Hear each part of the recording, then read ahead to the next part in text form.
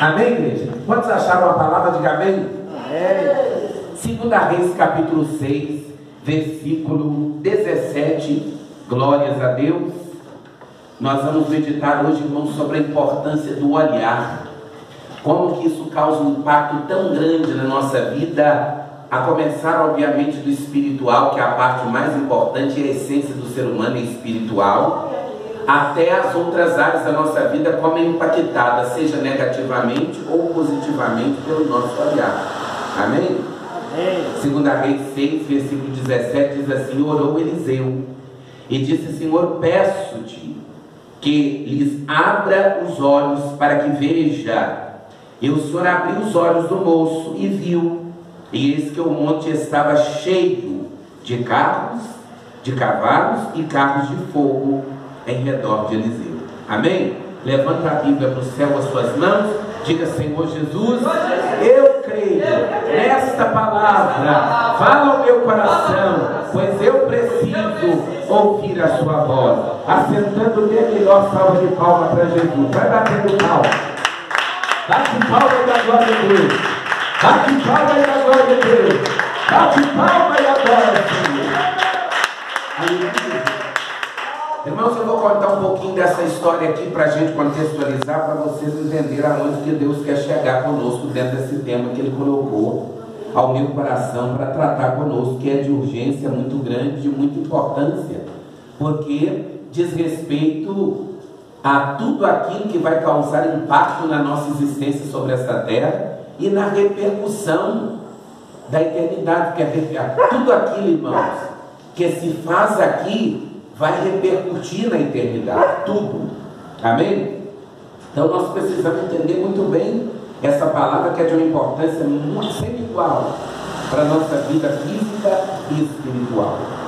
Esse texto que nós acabamos de ler, ele fala de um acontecimento de aproximadamente uns 3.500 anos atrás, entre 2.500 e 3.500, nessa faixa. E esse texto fala de um episódio que aconteceu na vida de Eliseu. Elias foi aquele homem que Deus escolheu como profeta do Senhor, fugiu de Jezabel, pediu a morte, e Deus então falou com Elias para que ele escolhesse um profeta para ficar no seu lugar, e o profeta escolhido foi este homem chamado Eliseu. A Bíblia diz que Eliseu então ele passa a agir debaixo de uma unção dobrada, daquela que estava sobre Elias. Irmãos, a intimidade de Eliseu com Jesus, com Deus, era tão grande, que a Bíblia diz que tudo quanto ocorria do reino da Síria, que era o reino inimigo do povo de Israel, Deus revelava para o profeta Eliseu. Amém? Se você tem intimidade com Deus, Deus vai começar a te contar tudo, viu? Deus vai te começar a revelar coisas que você nem imaginava, porque o nosso Deus, Ele falou no passado, Ele continua falando no presente. Então, quando o rei da Síria fazia uma proposta, fazia um laço, armava uma artimanha para pegar o rei de Israel, naquele laço que ele tinha armado, ele dizia para os seus generais, para os seus amigos íntimos: nós vamos tal dia, a tal hora, preparar uma emboscada no caminho que vai para o sul, ou para o norte, ou para o leste, ou para o oeste, e nós vamos pegar aquele rei, porque ele vai passar ali naquele dia. E a Bíblia diz que toda vez que ele fazia aquela proposta, que ele armava aquele laço, aquela emboscada, o Senhor revelava para Eliseu. Eliseu dizia para o rei de Israel: não passa por ali não, porque tem um laço lá armado. Amém? Por isso que é importante a gente ter alguém como intercessor e ser também um intercessor pela vida de alguém. E a Bíblia diz que Deus foi dando livramento para o rei de Israel por meio do profeta Eliseu. E chega um dia, irmãos, que o rei da Síria, ele fica terrivelmente alarmado, porque toda proposta, toda armadilha, toda emboscada que ele armava contra o rei de Israel não prosperava, não tinha prosperidade no intento que ele propunha. Então ele chama os seus melhores amigos, os seus guardas, e ele pergunta: tem alguém do nosso meio que está nos traindo, que está entregando a nossa proposta de emboscada e de prisão do rei de Israel para ele? Por isso que ele está desviando para outro caminho. E os servos então daquele rei dizem: Senhor, nós não somos traíras, nós não somos teus traidores, nós não falamos nada nem com a nossa mulher, com ninguém. Você sabe o que acontece? Toda vez que você arma uma emboscada para prender o rei de Israel, lá tem um profeta que conta tudo para ele. Oh, glória a Deus! Oh, glória a Deus! Quando o diabo arma uma emboscada contra ti, o teu Deus te livra, o teu Deus te guarda, o teu Deus te protege. Aleluia! Por isso que é importante, irmãos, nós sermos fiéis. Amém? E então, a Bíblia diz que o rei, ele diz: então nós temos que atacar aquele que está dando livramento para o povo de Israel.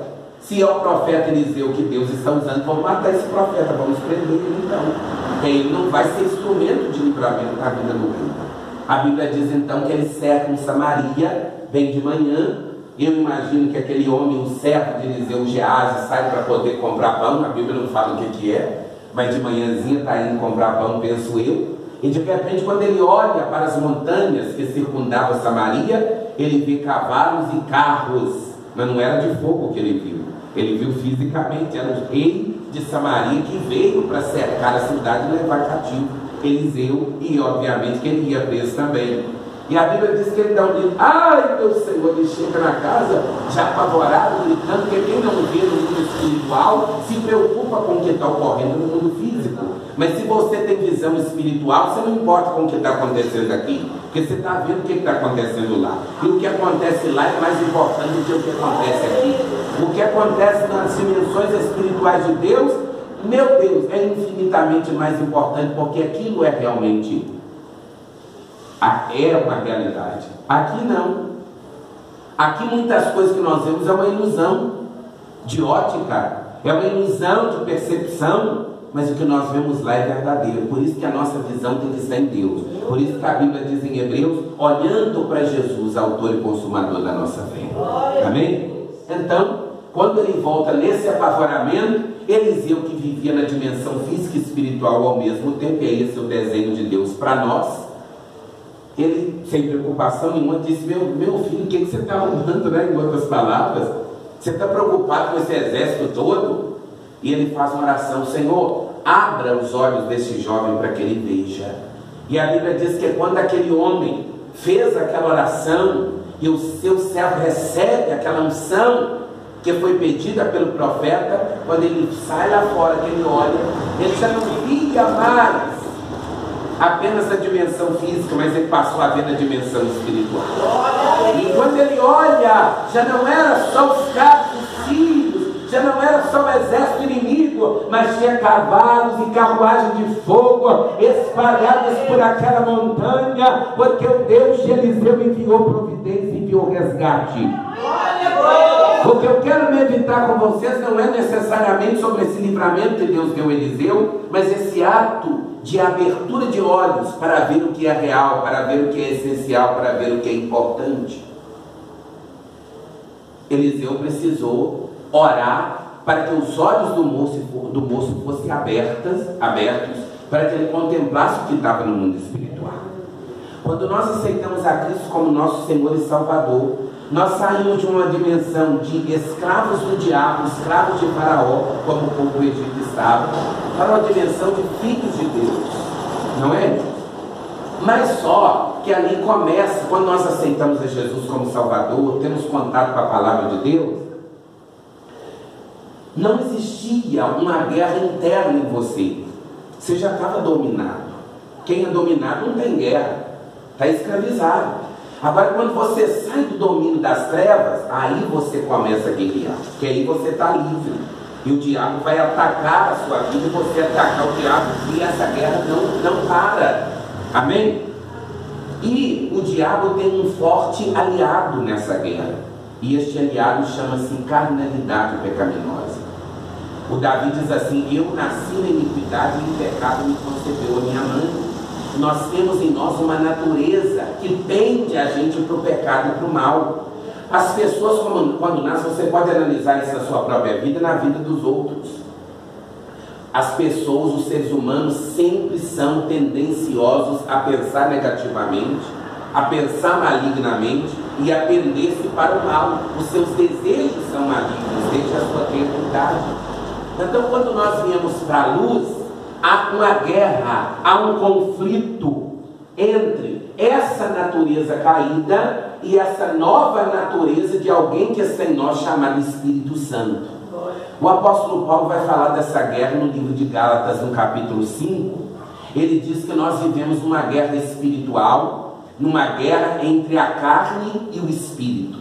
E nós precisamos entender muito claramente essa mensagem para a gente não fazer confusão. Quando Paulo diz que nós estamos lutando contra a carne e contra o espírito, as pessoas ao ler isso aqui acham assim: ah, então a minha carne é má e o meu espírito é bom. É isso que as pessoas entendem quando elas leem o livro de Gálatas. Só que isso é tudo totalmente errado. E isso é uma visão, inclusive, de seita. Isso não é uma visão da Bíblia. Porque o corpo não é mau. Porque quem que criou o corpo? Hein? E ele criou coisas boas. Esse corpo é tão bom que Jesus vai ressuscitar ele. É claro que vai revestir de glória. Mas como eu disse a vocês aqui, não sei se para vocês, lá no céu eu não vou ter cabelos loiros e olhos azuis. Eu vou ser esse Emerson aqui. Sou preto aqui e vou continuar sendo preto lá. Amém? A minha estrutura e a minha identidade não muda. Glória a Deus. Portanto, este corpo é um corpo abençoado. Quando a Bíblia está falando de carne lá no livro de Gálatas, não está falando de corpo físico. Está falando dessa natureza carnal pecaminosa que está em nós, intrinsecamente ligadas.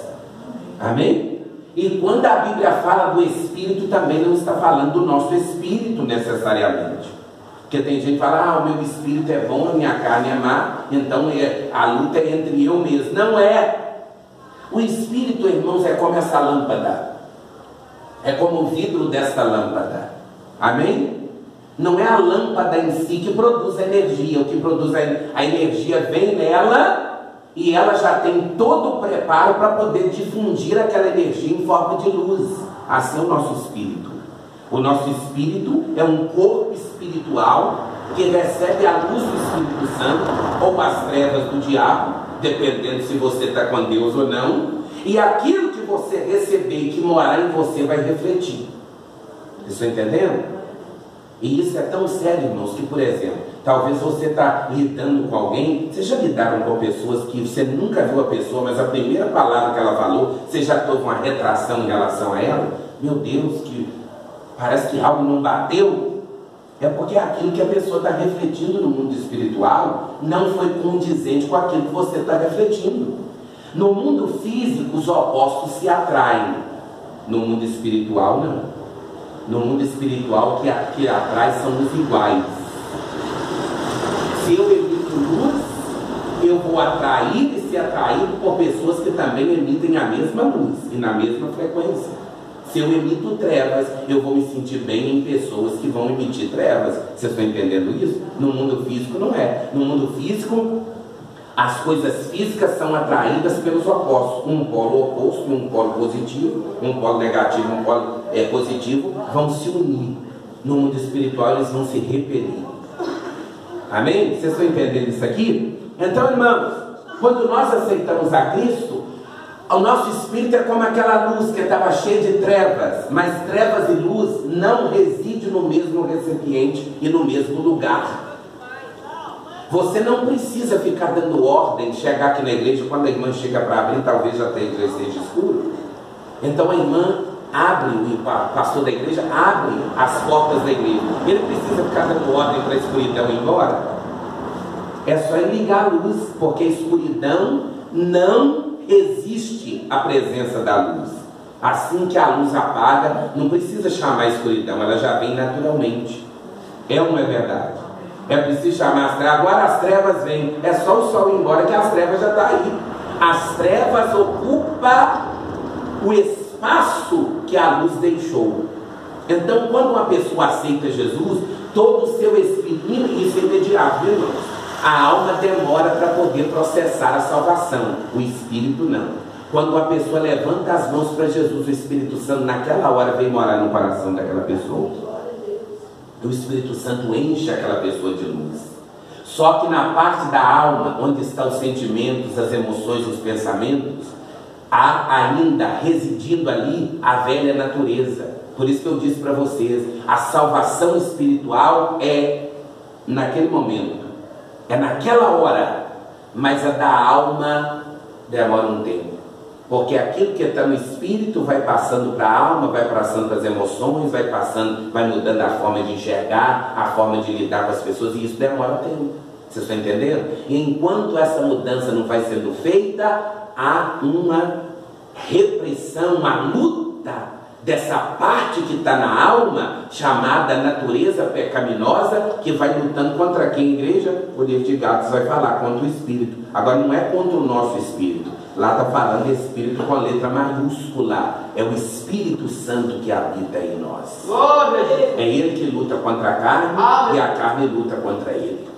Veja como que a carne é desaforada. Lutar contra o Espírito Santo. Você está vendo, irmãos? Como que o pecado é terrível? Ele não respeita o Espírito de Deus e ele fica lutando. E lá no livro de Gálatas, depois vocês podem ver, não é esse o nosso tema. Vocês vão ver que um fica lutando contra o outro para que nós, no nosso corpo integral, façamos a vontade de um ou do outro. Amém? Então a carne fica lutando. Eu quero que você faça a minha vontade. Eu quero que você volte a fumar. Eu quero que você volte a beber. Eu quero que você volte a xingar. Eu quero que você volte a fazer as coisas. Olha que eu nem estou falando o diabo, hein? Estou falando a natureza carnal pecaminosa. O pior diabo que existe é a nossa própria carne. Não é a carne física, é a natureza pecaminosa que a Bíblia chama de carne. Porque diabo, você expulsa ele. Amém? Então o diabo apareceu para você, por isso o diabo não fica aparecendo para crente assim, não é, irmãos?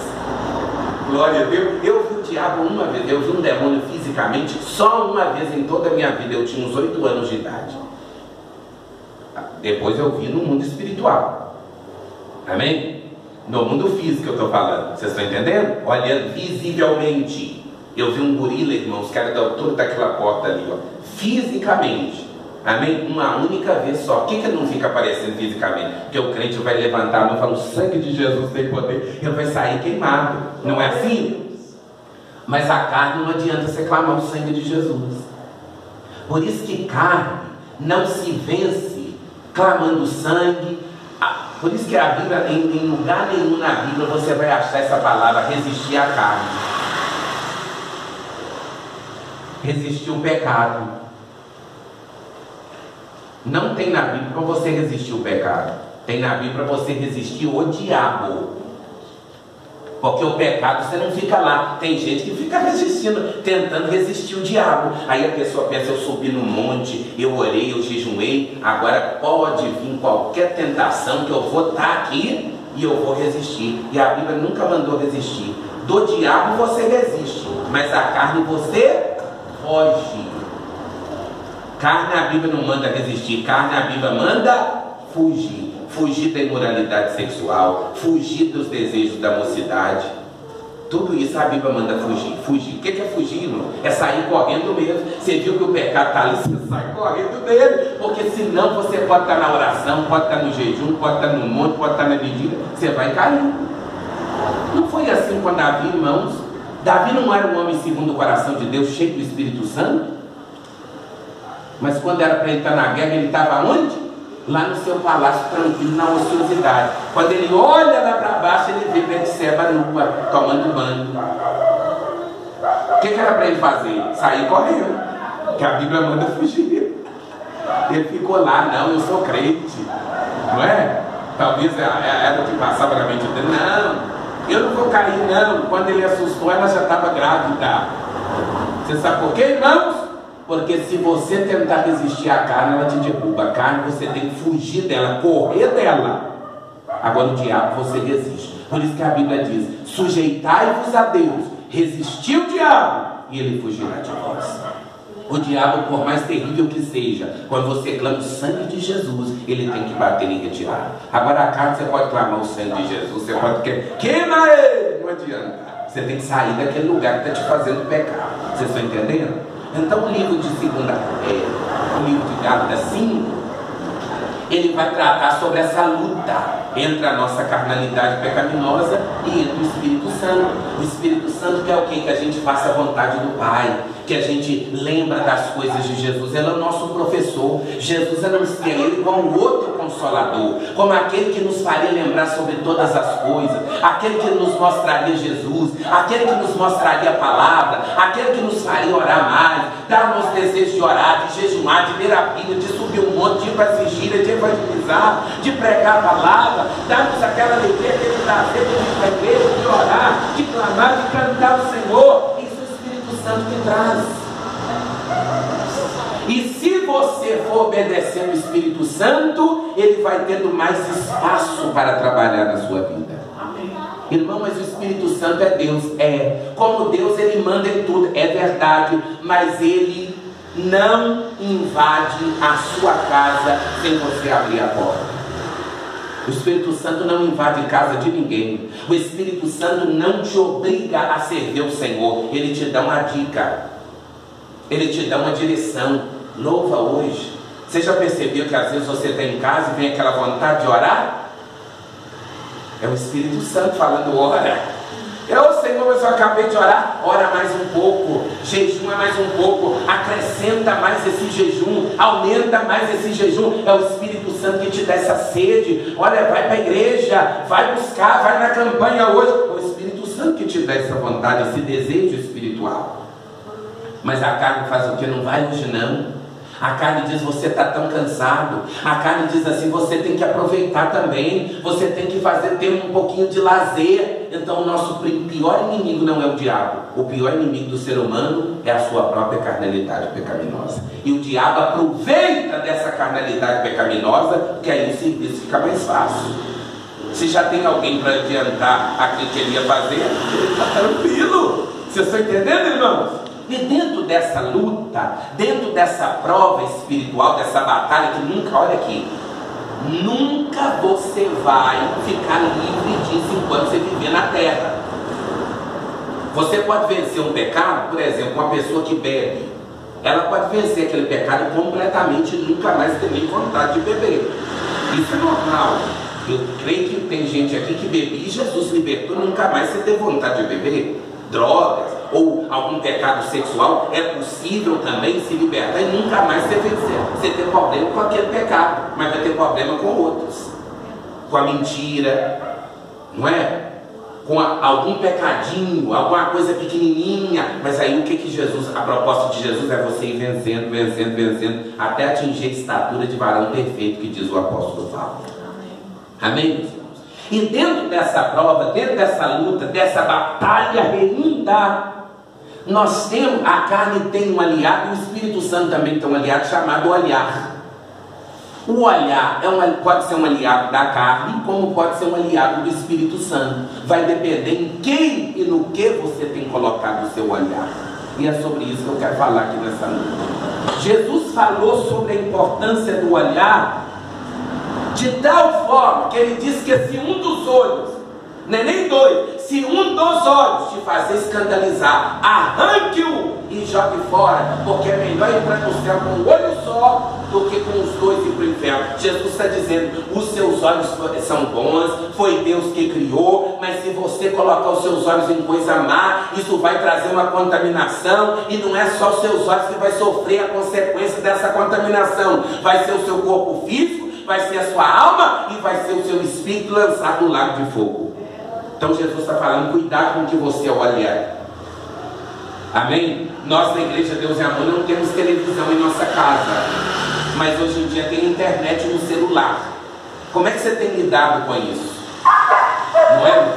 Se você quer vencer o pecado, você tem que mudar qualquer coisa na sua vida que você vencer. E você pode vencer qualquer coisa. Não existe nada que você não possa vencer. Ô irmão, mas esse pecado aqui não dá para vencer ele não. Mentira. Porque se ele não fosse possível ser vencido, ele não seria pecado.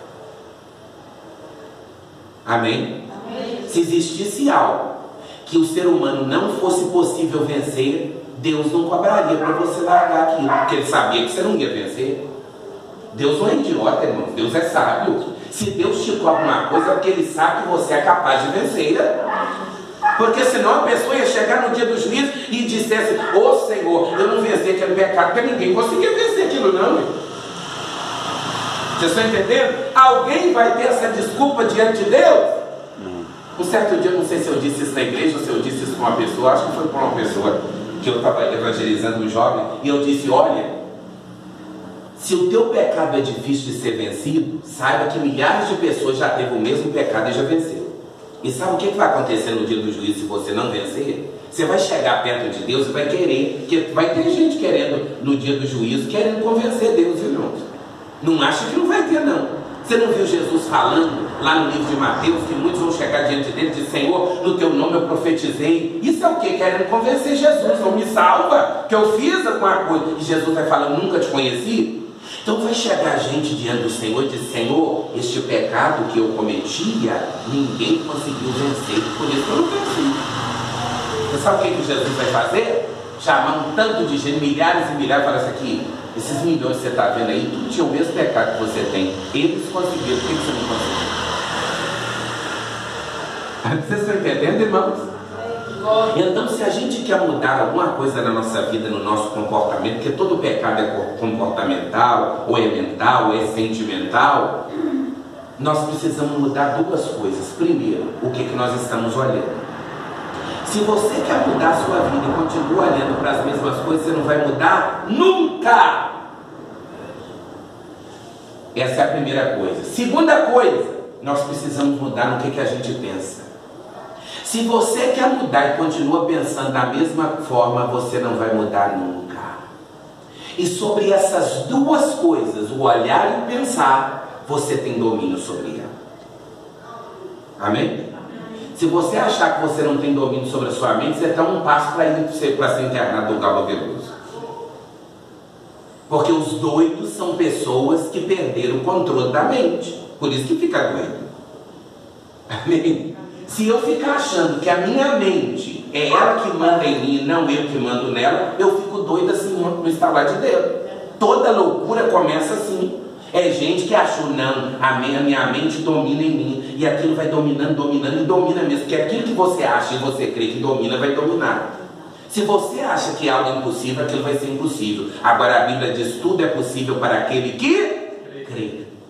Então se você crê... Olha, irmãos, por exemplo, se tivesse um erro, uma falha, que ninguém no mundo conseguiu vencer, mas você, ninguém no mundo da sua contemporaneidade, porque eu disse que todo pecado alguém já viveu e alguém já venceu. Não existe um pecado que ninguém, pelo menos uma pessoa, não tenha vencido ele.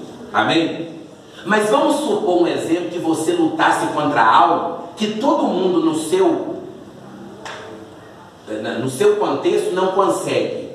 Mesmo assim você era capaz de vencê-lo, porque a Bíblia diz que tudo é possível ao que crê. Os outros não venceram porque não creram, mas se você crê, você é capaz de vencer. Vocês estão entendendo isso, irmãos? Então Jesus traz para nós uma responsabilidade muito grande em duas frentes de batalha aqui, nessa luta espiritual, contra a carne e contra o pecado. O primeiro, em que você está olhando? O que você está colocando diante da sua mente? Irmão, eu quero vencer o pecado, mas eu estou olhando aquele que me faz pecar, você não vai vencer nunca. Irmão, eu quero vencer o pecado, mas eu tenho amigos que praticam esse mesmo pecado, essa mesma falha, essa mesma transgressão, e eles não estão nem aí com isso. Então você vai ter que deixar essa amizade, porque senão você vai cair no mesmo precipício que eles vão cair. Quem está entendendo, diga amém. Então é preciso cortar amizades se for necessário. Porque se não é a amizade que soma e que me constrói, eu tenho que deixar ela para lá. Porque senão vai me levar para o abismo. Amém? E amigos é aqui, lá no fogo do inferno não vai ter amigos não, viu, irmãos? É cada um gritando para um canto, nem conversa e nem diálogo vai ter. Então é melhor você ir morar no céu.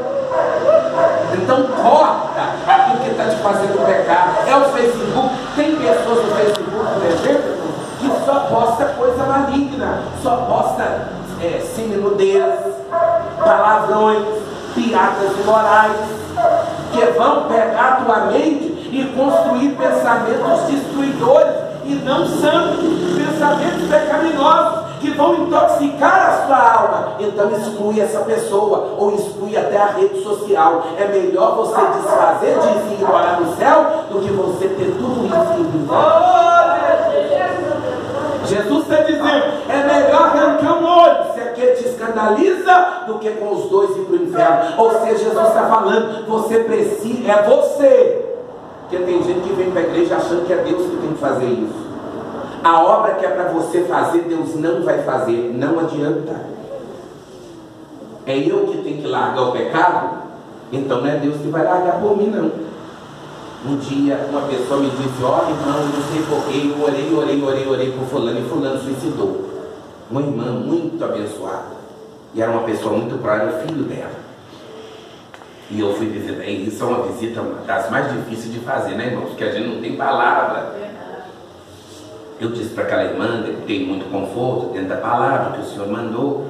Mas eu disse, irmã, não se culpe. Ela dizia assim, irmão, tem 18 anos que eu oro para Deus fazer uma obra na vida desse filho. Agora ele morre desse jeito, aí pior que quem suicida, você não sabe, né, para onde que foi. Não é? A gente tem que pregar contra o suicídio.